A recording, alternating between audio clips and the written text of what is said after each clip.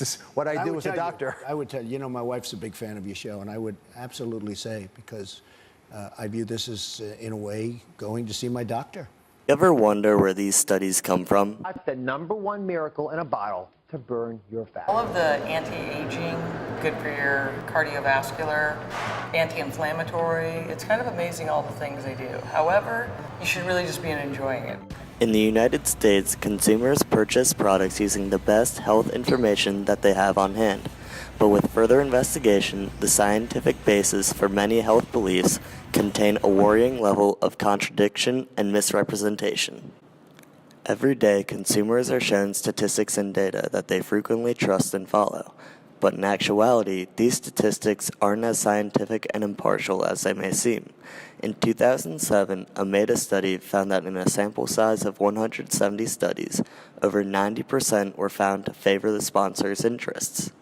These studies don't necessarily provide incorrect statistics or figures, but they often leave out important and relevant information.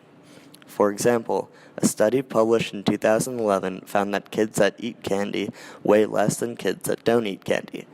However, the study is ignoring important factors such as genetic predispositions or other aspects of the children's diets. Clearly, we are aware that the high levels of sugar in candy are not healthy and can increase risk of diseases such as diabetes, heart disease, and other minor issues such as cavities. But why are so many scientific studies misleading? What processes are corrupting legitimate study conclusions to the point where they may be factually incorrect and slanted to seemingly favor some groups over others? The answers to these questions lies in understanding where the funding for these studies comes from. Data shows that in 2016, 75% of money going towards scientific studies came from private sources, while only 25% was allocated from public funds. In fact, most scientific studies aren't required to disclose where their funding is coming from or indicate any conflicts of interest. Actually, going back to the candy study we mentioned earlier, part of the study was funded by the National Confectioners Association. That seems like a conflict of interest. So now you might be thinking, so what if food studies are a little bit biased? At least the studies are being funded, and wouldn't any meddling in the system reduce the amount of data humanity has on the effects of different foods? Well, the thing is, to a private company, food studies are not about food safety and public health. Food studies are advertisements. Around the world, and particularly in the United States, companies spend money to generate studies that promote the benefits of their products or reveal issues in the products of their competitors. As a result, these companies are spending an excessive amount on funding research that furthers their position, suppressing studies that do not, and bribing scientists to edit their data to support the private third party. The aim of this funding is not to find actual data on how food products affect the human body.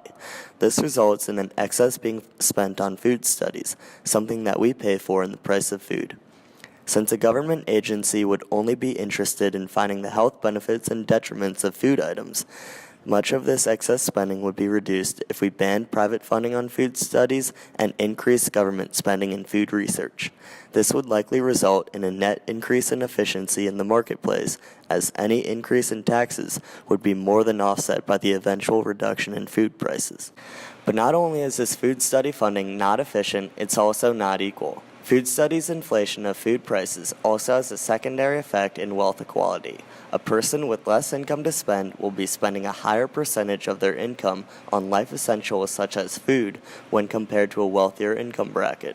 As a result, the cost of private investment in food studies is more heavily shouldered by the lower income individuals. By contrast, assuming government spending on food studies was to be funded by an income tax, the cost burden would be in proportion to the burden of the income tax. Assuming a flat or positively increasing income tax with respect to income, this funding option would put either an equal burden or a heightened burden on the wealthy for funding food studies.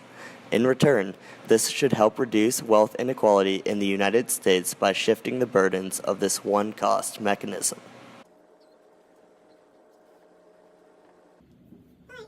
Wait, can your hand and stuff be in the... Yeah. Can your face be in the frame? No. I mean, yeah, I agree. I heard lots of backpacking people complaining also about How much of my face is in it? Just a little bit? Yeah. I don't even do anything about it, so... Especially if you don't want me to move the... Screen at all.